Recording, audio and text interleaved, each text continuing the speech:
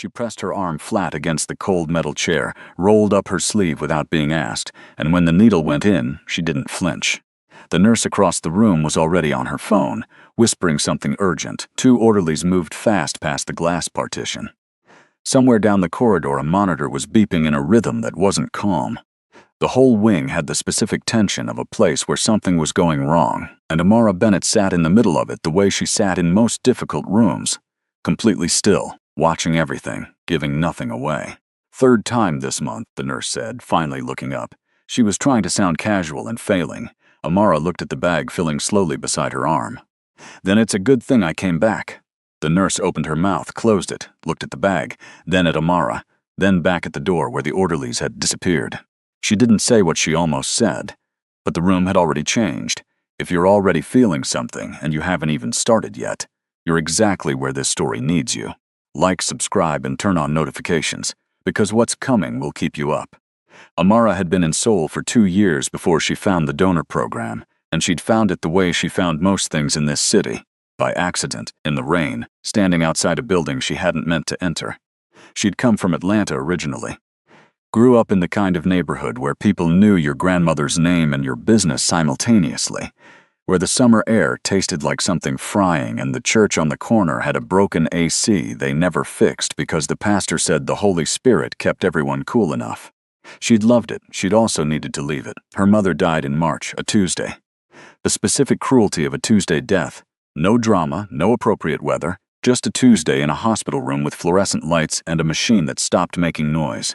After the funeral, after the relatives who came and ate and left advice like it was a casserole dish they expected, returned. After the silence of the apartment that had always had her mother in it somewhere, Amara applied for a remote translation contract with a company in Seoul, packed 2 bags, and got on a plane before she could reconsider.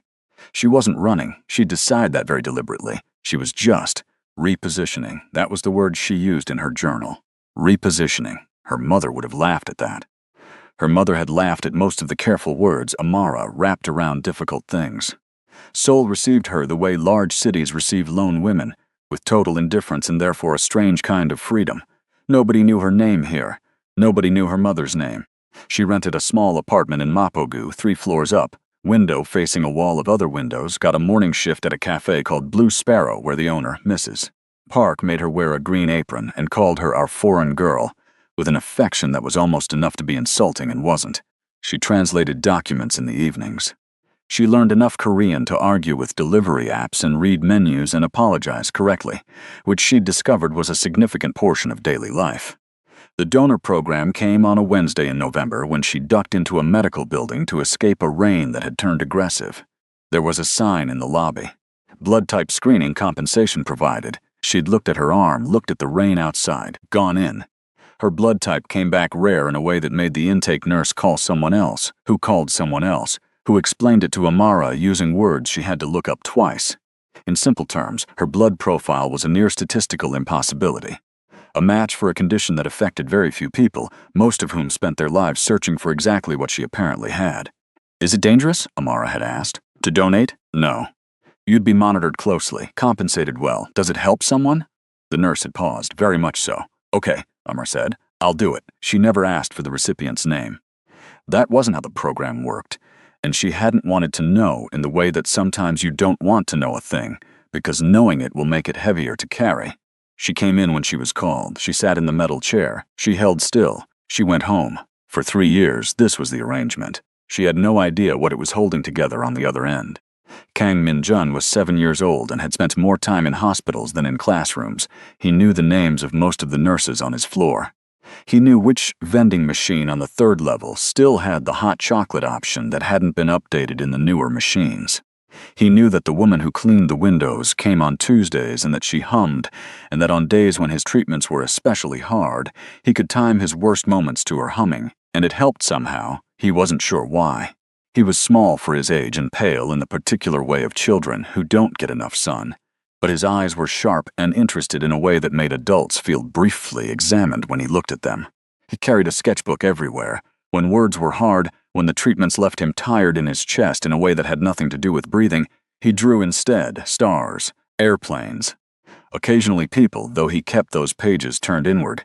His father visited every day without exception. Kang Sung-woo arrived at 7 p.m. with the precision of a man who scheduled grief into his calendar. He would sit beside Min-jun's bed, and sometimes they talked, and sometimes they sat quietly, and sometimes Min-jun pretended to be asleep because he'd learned early that his father's face when he thought no one was watching was a face that Min-jun didn't have words for yet and didn't want to make worse. Sung-woo was not a man who appeared afraid of anything. This was true in the professional sense. The people who worked for him and the people who worked against him held this as a basic operational fact. He was 38 years old and had built an empire from the kind of circumstances that don't get discussed at dinner parties, through decisions that lived in the category of necessary rather than good, with a ruthlessness that was never performative and therefore more frightening for it. He was calm the way deep water is calm, the kind of calm that means there's a lot of pressure underneath. But his son's medical file could make his hands shake in the dark of his car on the way home, and no one knew that except him. Min-jun's mother had died the night he was born. Complications that cascaded faster than anyone could stop. Sung-woo had been in the waiting room when they came to tell him, and the specific quality of that moment, the ordinary waiting room chairs, the bad overhead lighting, the way the doctor's face looked before the words came out, had become a room he carried inside himself. He'd walked out of that hospital with a son and a particular understanding of how quickly everything could end. The blood disorder presented when Min-jun was 4. Sung-woo had spent more money than most people would see in 3 lifetimes sourcing specialists, treatments, experimental protocols from 3 different countries. He'd found the donor program through a hematologist in Switzerland who'd been blunt about the odds and blunter about what would help. The donor was anonymous. The donor's blood was extraordinary. For 3 years it had kept Min-jun stable in a way that nothing else had. Sung-woo was grateful in the abstract, enormous way you are grateful for a thing you cannot see or touch or thank. He asked about the donor occasionally. He was always told the same thing. Anonymous, voluntary, a match they hadn't expected to find. He'd stopped asking what the donor looked like. It felt like the wrong question. What he knew was that someone, somewhere, was coming in and giving something of themselves and asking nothing back. That was enough. That was more than enough. That was everything, actually, and he thought about it sometimes in the dark of his car, parked outside the hospital, trying to make himself go inside and be whatever version of steady his son needed tonight. The October evening it changed started like other evenings. Amara had come in for a routine donation. Afterward, they kept her for the standard monitoring hour, and she'd sat in the recovery area and eaten the crackers they gave her and read something on her phone and thought about whether Mrs. Park would notice if she was 10 minutes late tomorrow, and then she'd gone to find the elevator and gotten off 1 floor too low. The pediatric corridor was quieter in the evenings. Soft-colored walls, drawings taped at child height. Amara stood in front of the elevator bank and realized her mistake and was about to press the button again when the rain she could see through the window at the end of the hall started getting louder. She glanced at her phone. The weather app showed something ugly for the next 2 hours. She walked to the window to look out at the extent of it. There was a boy sitting in the alcove beside the window, cross-legged in a hospital gown and a sweater that was slightly too big, sketchbook open on his knee, drawing something with the focused expression of a person who has temporarily left the room in the best way. He looked up. She looked at him. "What are you drawing?" she asked. Her Korean was decent enough by now for simple conversations. He held up the sketchbook. It was a detailed and earnest rendering of an airplane mid-flight, the kind of airplane that appeared to have feelings about where it was going. "That's really good," she said. She meant it. He studied her for a moment with those sharp, examining eyes. "You have nice hair," he said. She laughed, a real one startled out of her. "Thank you. Are you sick?" he asked. "No. I was just visiting." She sat down on the bench a few feet from him because standing over a small person felt impolite. "Are you sick?" He considered the question with a seriousness it didn't usually receive sometimes. "Right now I'm just waiting." "For what?" "My dad." "Ah," she looked back out at the rain. "Me too." "Kind of. The rain." He looked at the rain, then at her. Then he appeared to make a decision. "There's a vending machine with hot chocolate on this floor. It's better than the ones upstairs." She looked at him. "I'm Min-jun," he said. "Amara," she said. They went to find the vending machine. She bought them both hot chocolate, and they came back to the alcove, and the rain kept going, and Min-jun told her about the airplane he was drawing, which was not going to Tokyo or Incheon, but to somewhere he'd decided was called Bluesky, and which had very specific weather regulations. Amara asked detailed questions about Bluesky's regulations, which she could tell pleased him enormously. He told her about the stars he'd been trying to draw last week, which were harder because stars looked simple but were actually complicated if you were going to do them right. She told him she was from Atlanta. He wanted to know what Atlanta looked like. She described it the way you describe home when you're somewhere else, edited and affectionate and slightly mythologized. He listened with his full attention in the way children do, when they've learned that adults don't always mean it, and therefore really notice when one does. When Sung-woo arrived at 7:08 p.m. and turned the corner to find his son sitting with a stranger, a woman he'd never seen, black in regular clothes, not hospital staff, laughing at something Min-jun was showing her in the sketchbook, his first response was the cold, precise calculation of a man whose survival had always depended on reading rooms fast. He took in the scene in about 2 seconds, no threat posture, no alert energy from his security detail waiting near the elevator, which meant she hadn't pinged anything. His son's shoulders were down. Not the performed relaxation Min-jun sometimes did for doctors, actual ease. He was talking with his hands, which he only did when he forgot to be careful. Sung-woo didn't announce himself immediately.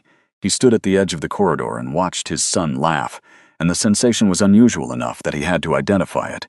Relief. The specific relief of seeing your child just be a child for a moment. The woman looked up and noticed him. She didn't startle exactly, but she straightened slightly in the way people do when they clock that they've been observed. She said something to Min-jun, and Min-jun turned around and his face lit up. "Appa, who is your friend?" Sung-woo asked, in Korean, approaching with the measured pace of a man who controlled every room he entered. "Amara. She's from Atlanta. Bluesky has very strict weather regulations." Min-jun looked at Amara. "This is my dad. I understood that," Amara said in Korean, and then in English to Min-jun, "He's tall." Min-jun covered his mouth. Sung-woo looked at her. There was a brief silence that held several things in it. "Thank you for sitting with him," he said in English that was careful and precise, the English of someone who'd learned it as a functional tool. "He doesn't usually speak with strangers. He spoke with me," Amara said, which was not an argument, just an observation. Min-jun tugged her sleeve. "Will you come back?" She looked at the boy and then, because she couldn't help it, at the father and then back at the boy. "I'm here sometimes," she said.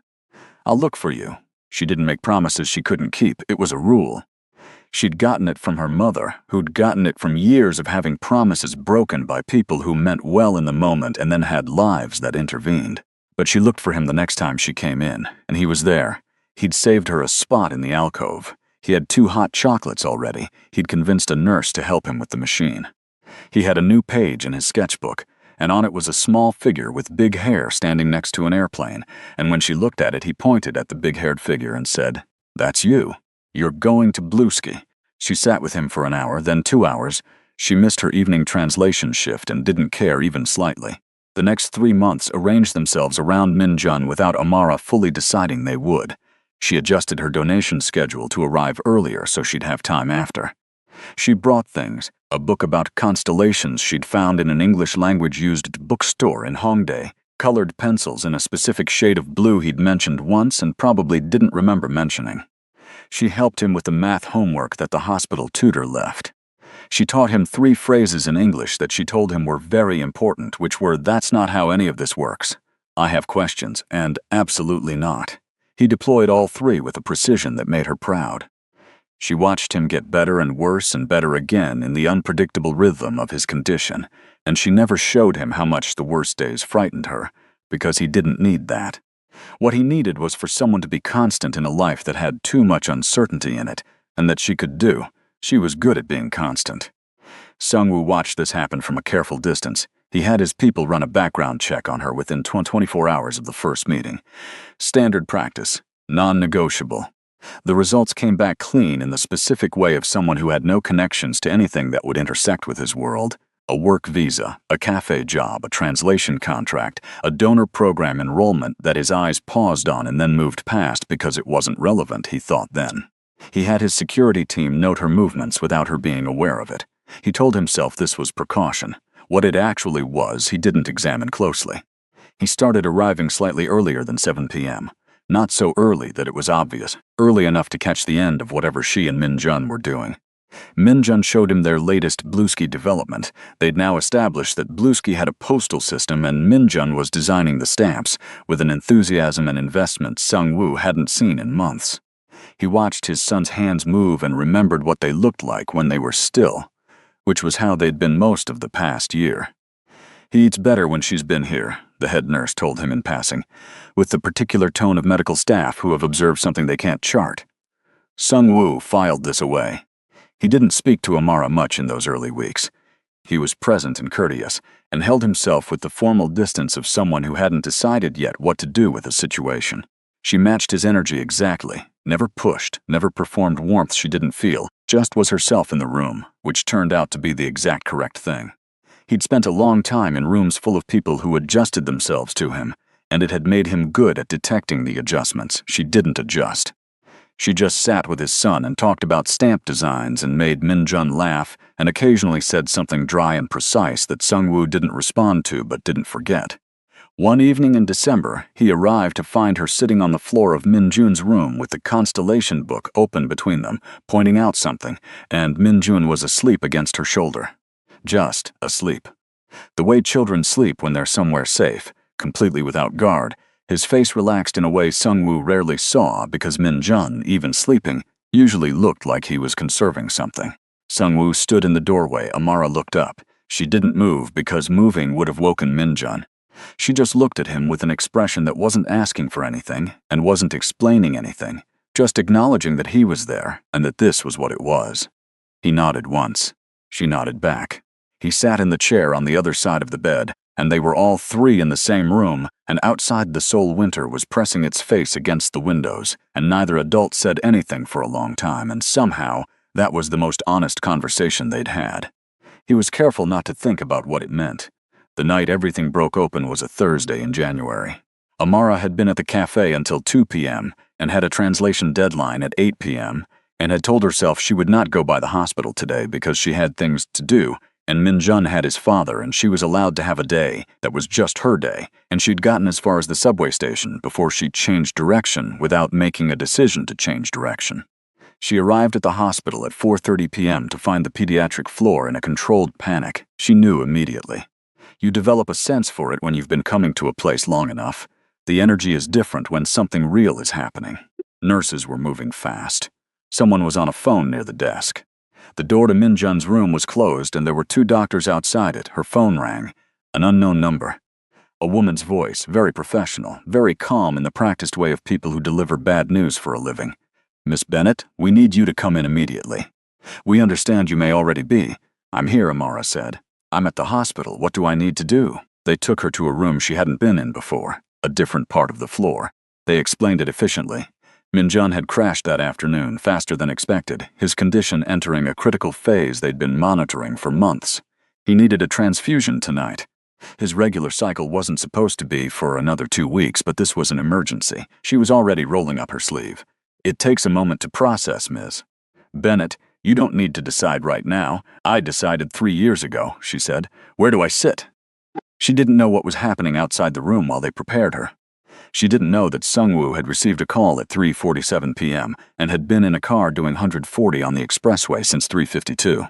She didn't know that he'd arrived to find his son's room full of doctors and had done the thing she'd never seen him do, which was lose the careful stillness. Had gripped the doorframe and said his son's name once, very quietly, and one of the senior doctors had taken him aside.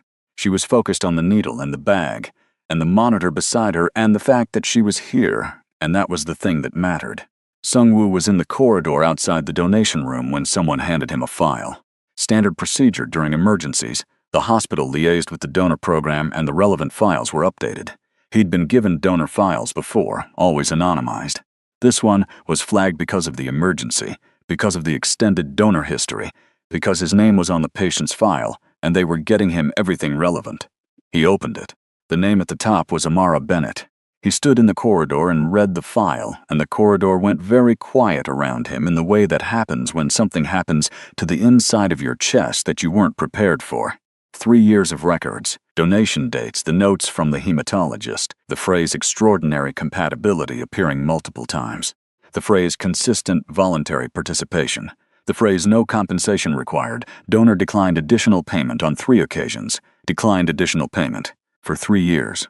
She had been coming in and giving something of herself and declining the extra money and going home and not asking who it was for. He turned the page. There was a flag from 2 months ago. Donor present on site for routine follow-up, spent approximately 2 hours with patient Kang Minjun in pediatric ward, appears to have formed rapport with patient. Nurses note positive effect on patient mood and compliance. He stood there for a while. Then the door to the donation room opened and Amara walked out, holding a cotton ball to the inside of her elbow, and she looked up and saw him standing there with the file in his hand, and she saw his face, and she stopped. He didn't speak for a moment. She watched his expression do something she couldn't name. Not the controlled blank she'd learned to read as his neutral, but something underneath that. Something that looked like a man who had just had the floor shift under him and was trying to decide whether to mention it. "That file," she said slowly, nodding at it. "It's yours," he said. Her heart dropped about 3 inches. She knew what was in her file. She'd never thought she hadn't. "Minjun," she said. "The donor program the recipient has always been. It's been Minjun?" Sung-woo said nothing, which was the answer. She sat down on the bench behind her because her legs made that decision independently. 3 years. She'd been coming in for 3 years. She'd never known. She'd never asked. She'd met Minjun by accident, completely by accident, standing in the wrong corridor in the rain, and he'd looked up from his sketchbook and said, "You have nice hair." And she'd gone to find hot chocolate, and she hadn't known. She hadn't known it was the same boy. She hadn't known she'd already been keeping him here. "He doesn't know," Sung-woo said. It wasn't a question, no. Her voice was steady. She was good at steady. "Does he need to? I don't know." He sat down on the opposite bench. He was still holding the file. His hands, she noticed, his hands were not entirely still. For a long moment, neither of them said anything. "Is he going to be okay tonight?" she asked. "The doctors think so." "With the transfusion," he paused. "With your—" "Yes." She nodded. She pressed the cotton ball harder against her arm. Outside in the corridor, a nurse passed, and the sound of a monitor somewhere beeped its steady rhythm, and the hospital kept being a hospital around them.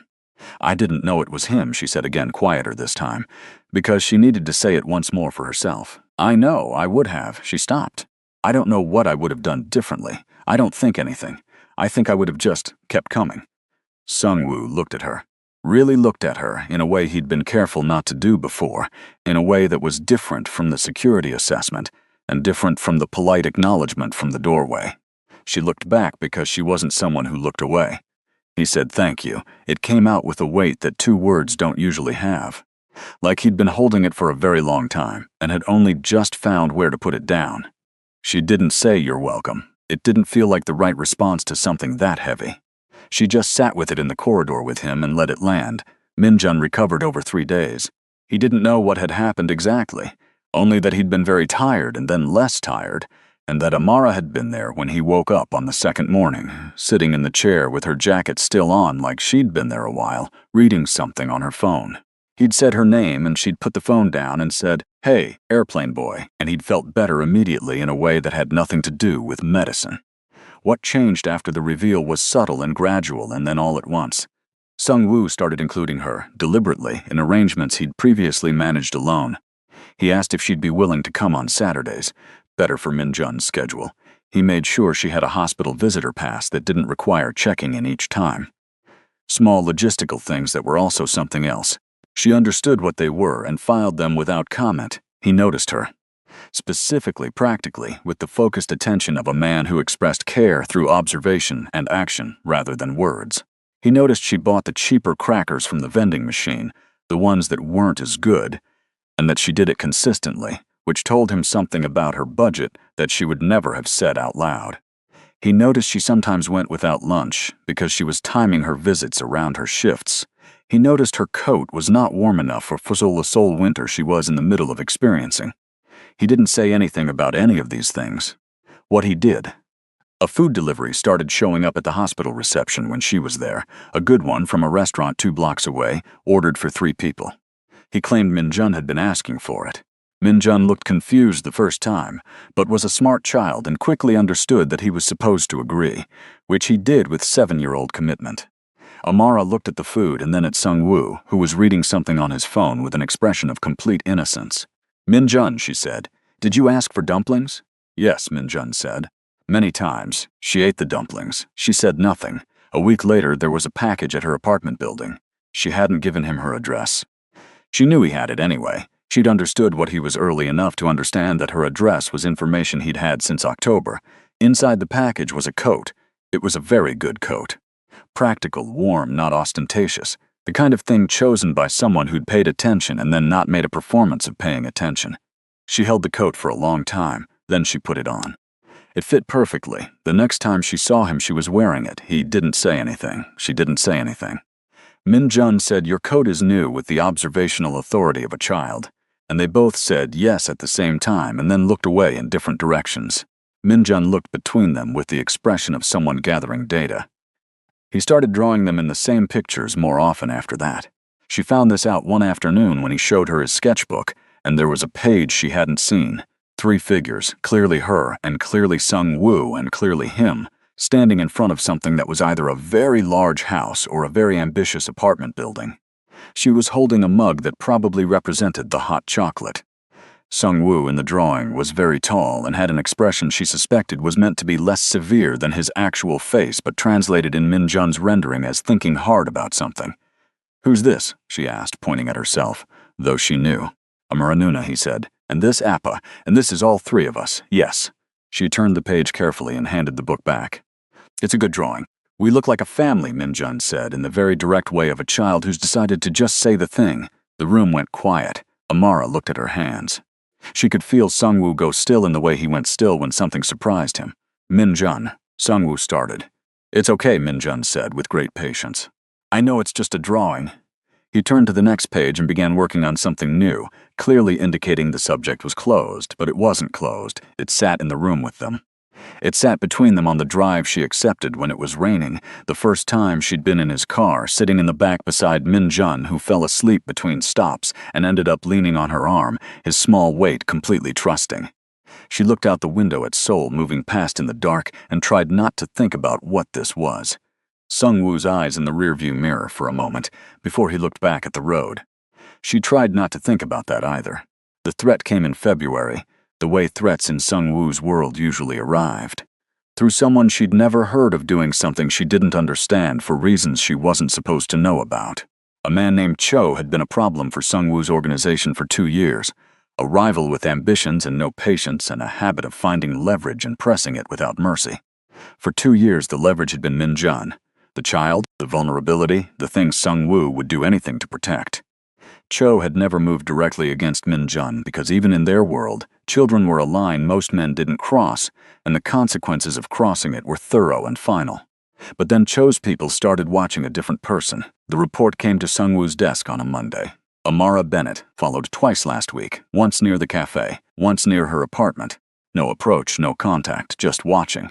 He read the report and felt something in his chest that he identified with the detached clarity he applied to dangerous things as rage. Clean, focused, cold rage. Not the explosive kind, but the kind that makes decisions. He increased her security detail without telling her, which he knew she wouldn't be grateful for. He began maneuvering against Cho through channels that she would never see. He also knew, with the precision of a man who understood his world completely, that his world was the reason she was in danger, and that understanding sat in him like a stone.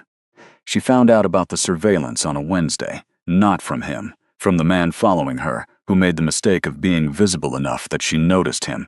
Amara had grown up in neighborhoods where awareness of your environment was not optional, and she had maintained that awareness even in Seoul, even in a life that was supposed to be simpler. She spotted the tail on the 2nd day, confirmed it on the 3rd, and on Thursday she walked into the hospital and found Sung-woo in the corridor and said very quietly, "Who is he?" Sung-woo looked at her. "The man who's been following me," she said. 2 days. Don't tell me he's not yours because I'll know you're lying and we'll have a different conversation." A pause. "He's mine." "Why?" Another pause, shorter this time because he'd been preparing for this. He told her the relevant facts in the minimal version. A rival, a threat assessment, a precaution. He watched her face as he spoke, the way she processed it, the controlled stillness that was not calm, but a discipline she imposed over something that was not calm. "Someone is following me," she said when he finished. "Because of your business. Yes, a business that involves. Yes." She closed her eyes briefly, opened them. "I need to think." She stepped around him and walked to the window at the end of the corridor and looked out at the city for a long time. He stood where she'd left him. He didn't follow, because following would have been a mistake, and he didn't make the available mistakes. What she was thinking at the window was this. She was thinking about her mother, who had once said that love without courage is just preference. She was thinking about Min-jun's face when she came in the room. She was thinking about a coat that fit perfectly and food ordered for 3 people and eyes in a rear-view mirror in the dark. She was thinking about what she'd come to Seoul to find, which she hadn't named yet but was starting to understand. She was also thinking about blood and violence in a world that operated by rules she couldn't live inside. She turned around.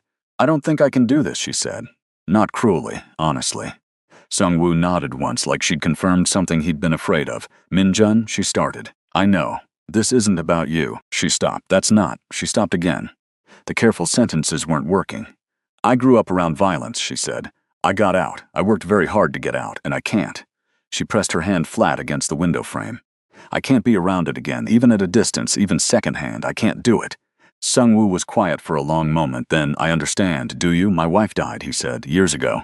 Min-jun was. It was the night he was born. She'd known this in the general way, but hearing him say it directly was different. "After that, everything I did, every decision, it was for him. To protect him, and what I built to protect him is now the thing that threatens the people He stopped, chose a different ending. The people around him. She looked at him. "I know what you're saying," he said. "I know what I am. I know what this is." A pause. "I also know that I cannot change it overnight, and I would not insult you by pretending I can." She nodded. She respected that. She wished she didn't, would have found it easier if he'd said something that let her walk away cleanly. She visited Min-jun that afternoon. She helped him with his homework, and they worked on a new page for the Bluesky postal system. And when she was leaving, he held her hand for a moment and said, "You're coming back Saturday, right?" She looked at him. "Right," he said again, with the specific worry of a child who has lost enough to check. "Saturday," she said. "I'll be here." She went home and sat in her apartment in the coat that fit perfectly and did not sleep. The distance she created was small, and she hated herself for it. She still came to the hospital. She still sat with Min-jun, but she stopped accepting the rides. She stopped staying past dinner. She came in and was there and left, and Sung-woo didn't push it, and Min-jun, who noticed everything, became slightly quieter on the days she left early. She was watching herself do it. That was the worst part. She could see exactly what she was doing, creating the controlled retreat, the managed distance, the thing she was good at. She'd done it after her mother died. She'd done it every time something felt too real. She repositioned, and the word still wasn't honest enough, and she knew it. In her apartment on a Sunday night, she sat on the floor beside her bed.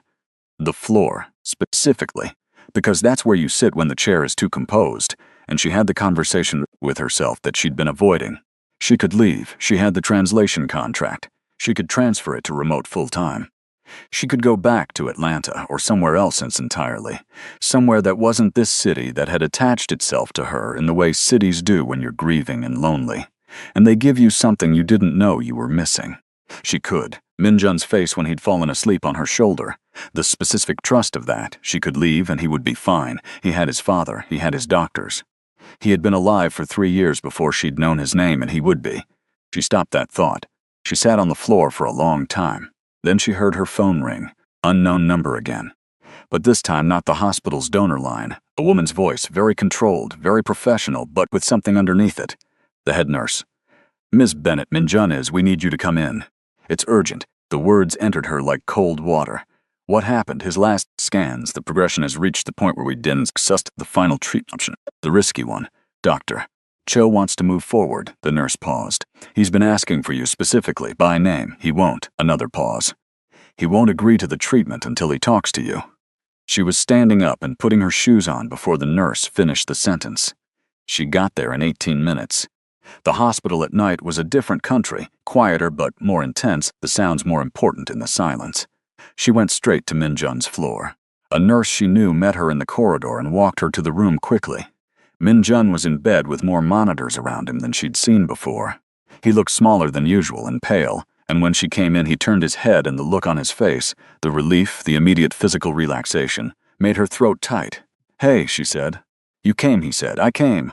She pulled the chair close and sat beside him. His hand found hers, small fingers, cold. She held it carefully. "What's going on?" "They want to do the big treatment," he said. "The one that might fix everything." Might or might not, or he looked at the ceiling.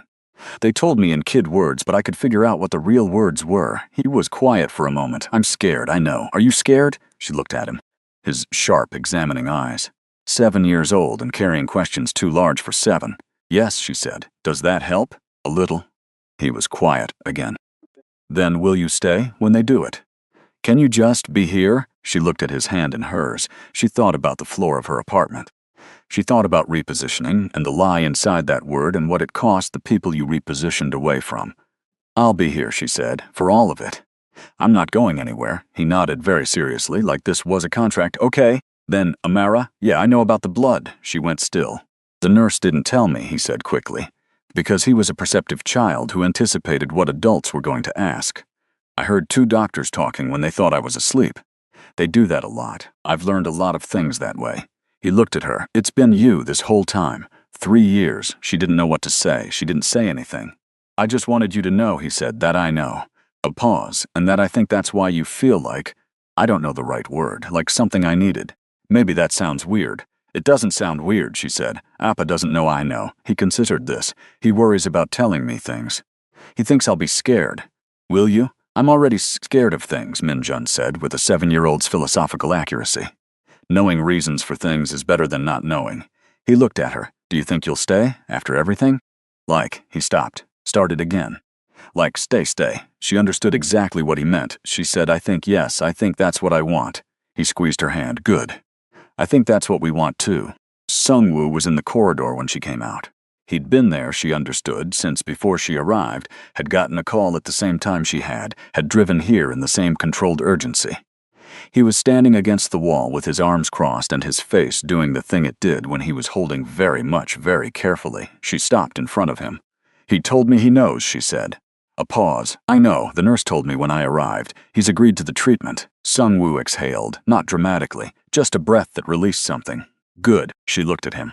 She said, I've been trying to leave. He met her eyes. I know, I couldn't. He was quiet for a moment. Then, not an accusation, just, why? Because this is all ready. She stopped, tried again. I came to Seoul to be somewhere where nothing had my name on it. And then, she looked at the door to Minjun's room. And then and now. She looked back at him. I'm not good at this. At letting things be what they are without making them smaller so they're easier to carry. Neither am I, he said, a long pause. I'm staying, she said, for the treatment. For however long it takes, and after. Something moved across his face, not the break she'd glimpsed before, but the controlled version of it. The version that meant he'd heard her and he understood what it cost her to say it, and he wasn't going to make it smaller by responding too quickly. Okay, he said. Okay, she said. They went back inside. The treatment process took 3 weeks. It was not neat or easy or the kind of medical drama where the progress is visible and dramatic. It was clinical and slow and exhausting. Minjun had bad days and worse days, and then, finally, incrementally, slightly less bad days. Amara rearranged everything around the hospital misses. Park at the cafe, who had met Amara's personal life mostly through the small earthquakes it made in her schedule, looked at the rearrangement, and without being asked, gave her reduced hours and told her the other shifts would be here when she needed them. Sungwoo was there every day. She was there most days. There were hours in waiting rooms, the specific intimacy of waiting rooms, where nothing is asked of you except presence, and you find out who people are when they're not performing. She learned that he drank his coffee black without thinking about it, that he read physical newspapers and kept a pen behind his ear for circling things, that he called Minjun every 2 hours when he wasn't there personally, and the calls were short and specific and always ended the same way. A pause, and then, I'll be there soon, which was the translation of something he didn't have a direct word for. He learned that she talked to herself very quietly when she was working through something difficult, almost inaudibly, just her lips moving. That she kept a photo in her wallet. Her mother, he eventually learned from a time before. That she touched without opening the wallet, just the edge of it with one finger, in moments she didn't know she was doing it. That when Minjun was having a hard day, she told him stories in a mix of English and Korean that Minjun didn't always follow but loved the sound of, and she'd hold his hand the whole time and her voice never wavered. One night, very late, when Minjun was finally asleep after a particularly brutal afternoon, they were both in the corridor outside his room. Not really sitting, both too tired to stand properly, leaning against the wall, the specific exhaustion of people who have been present for something hard. Sungwoo said without looking at her, I'm ending it. She looked at him, the operations, the things that put you in danger, the things that... He stopped, started again. I've been in this world long enough to know it doesn't just let you leave, but I also know how to dismantle things. A pause. I'm not going to insult you by saying it's already done. But I'm telling you it started, and it will be finished. She was quiet for a long moment. Why are you telling me? Because you should know. Because you said you couldn't, and I heard you. And you stayed anyway, and that matters, and you should know what I'm doing with that." He finally looked at her. His eyes in the hospital hallway light were tired in a way that made them more honest than usual. "I should have chosen differently years ago. I'm choosing differently now. That's all I can say." She held the words for a moment. That's actually quite a lot. He looked at her for a moment longer than usual. Then he looked at the door to Minjun's room. "He drew us again," Sungwoo said. "3 figures in front of a house. He keeps drawing us in front of a house." "Yes," she smiled, small and private, looking at the same door. "He's very confident about the floor plan. He's decided there's a dog. Oh, we're getting a dog now, apparently." A pause. "He named it Bluesky." She laughed. The real one, the startled one, the one she couldn't control. He watched her laugh, and his face did the thing it did. Not a smile exactly, but the closest thing to one she'd seen, something in the corners of his eyes and the slight easing of the line of his jaw, and she looked at it long enough to memorize it before she looked away. "Sungwoo," she said. "Yes." She didn't say anything for a moment. "Then thank you. For the coat. I know I never said it properly." He was quiet for a moment. "It fits perfectly." A pause that was full of several things, none of which needed to be said out loud. They sat in the corridor a while longer. The surgery was scheduled for a Wednesday, Doctor. Kim, the specialist who'd been managing Minjun's case for 2 years, explained the procedure in the careful, thorough way of someone who respects the people receiving information enough to give them all of it. There was a significant chance of success. There was also risk. The next 48 hours, post-surgery, would be critical. If it worked, Minjun had every possibility of a fully normal life. No more monthly transfusions, no more chronic management, school running Bluesky stamps. Minjun was remarkably calm beforehand.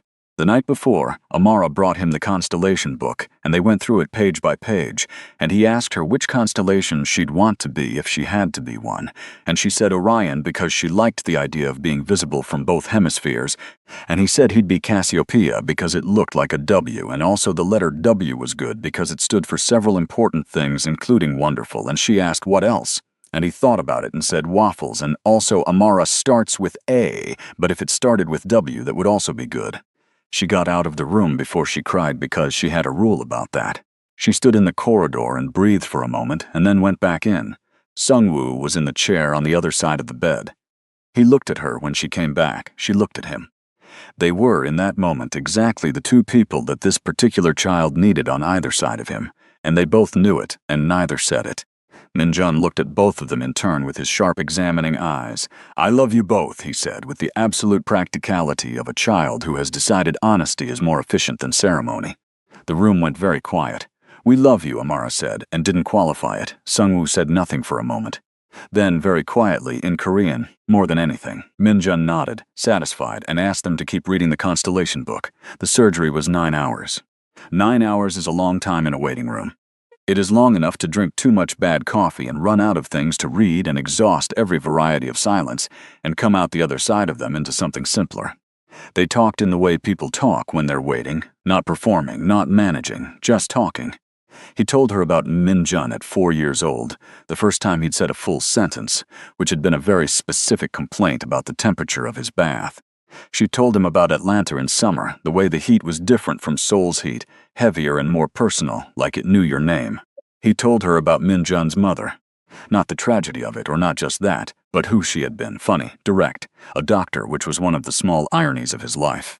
She'd known what he was when she married him, and hadn't asked him to change, and had also been quietly, consistently herself, and he'd loved her for it. Amara listened and understood that he was telling her something about what he valued, and also something about what he was capable of, and both things were worth knowing. She told him about her mother. The Tuesday, the fluorescent lights, the apartment afterward. The way grief could be survivable and still leave you repositioned. She used the word and then stopped and explained it, and he listened without interrupting. Around hour 7, Sungwoo said, "You don't have to stay." She looked at him. "After this, if he's when he's well, you've already done more than—" He stopped.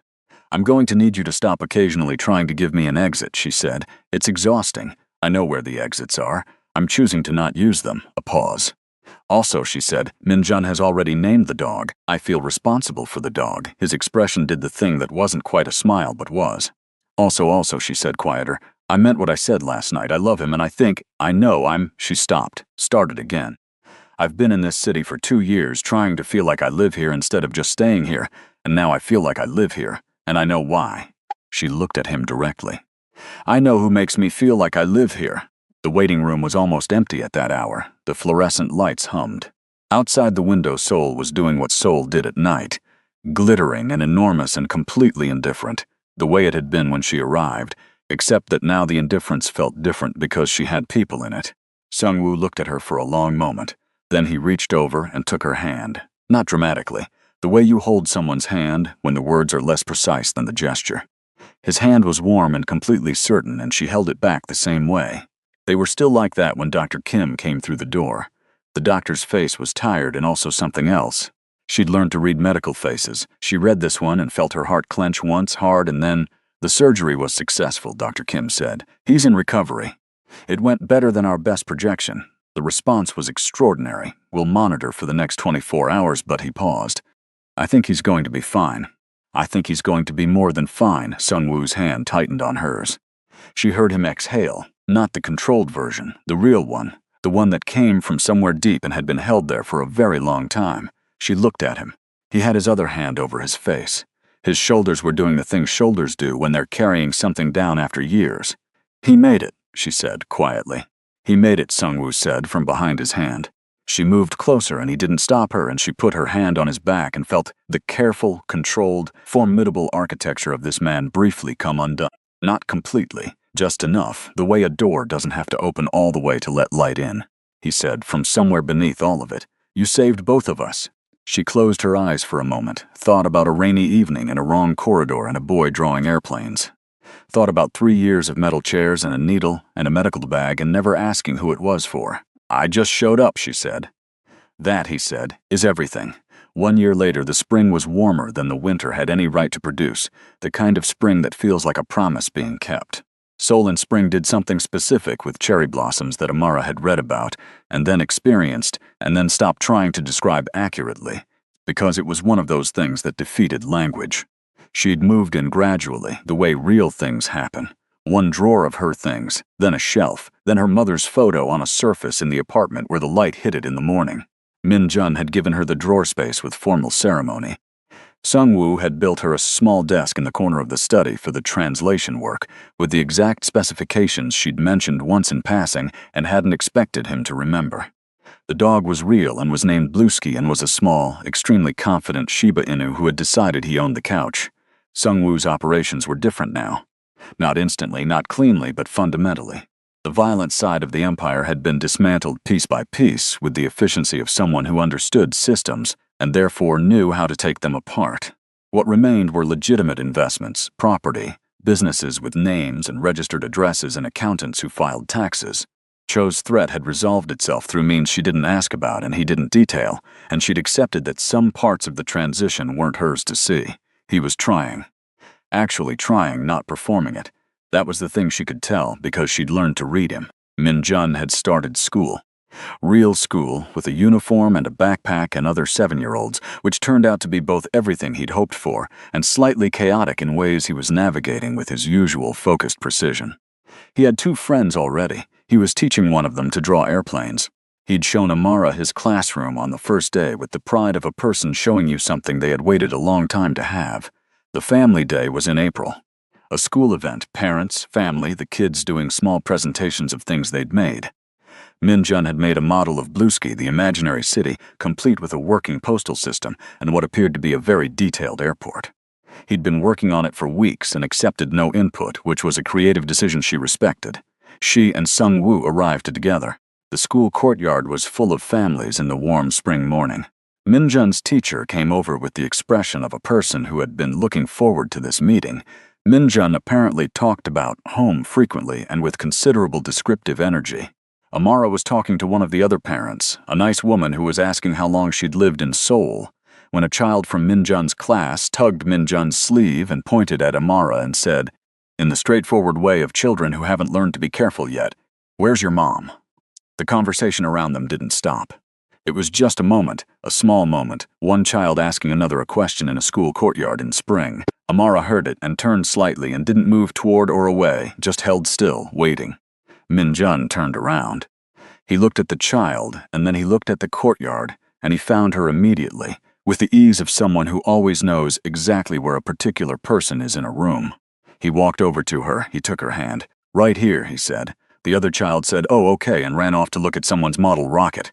Amara looked down at Minjun's hand in hers. Small fingers, warm now, healthy, strong. She thought about a hospital corridor and cold hands, and "I'll be here for all of it." She thought about a donation form signed 3 years before a rainy evening in the wrong corridor. She didn't correct him. She looked up and found Sung Woo a few feet away, watching them. His face was doing the thing that wasn't quite a smile, but was better than a smile. The thing that meant something had settled in him that had been unsettled for a very long time. He looked at her with that expression, and she looked back, and there was a whole conversation in the not speaking. Minjun looked up at her. "Is that okay?" he asked, because he was a thoughtful child who understood that some things needed to be asked out loud even when the answer seemed obvious. She squeezed his hand. "That's exactly okay," she said. In the spring courtyard, with the cherry blossoms doing their impossible thing overhead, and Seoul going on around them, enormous and indifferent, and also, it turned out, full of everything she hadn't known she was looking for. Amara Bennett stood between the man who'd let her in and the boy she'd kept alive before she knew his name, and felt, for the first time since a Tuesday in a hospital room with fluorescent lights, like she was entirely, irreversibly home. 3 years, a needle, a bag, a metal chair, a wrong corridor in the rain. That's all it was. That's everything it was. If this story found you somewhere you needed it, please like this video, leave a comment telling me which moment stayed with you, and subscribe if you want more stories like this one. It means everything. I'll see you in the next one.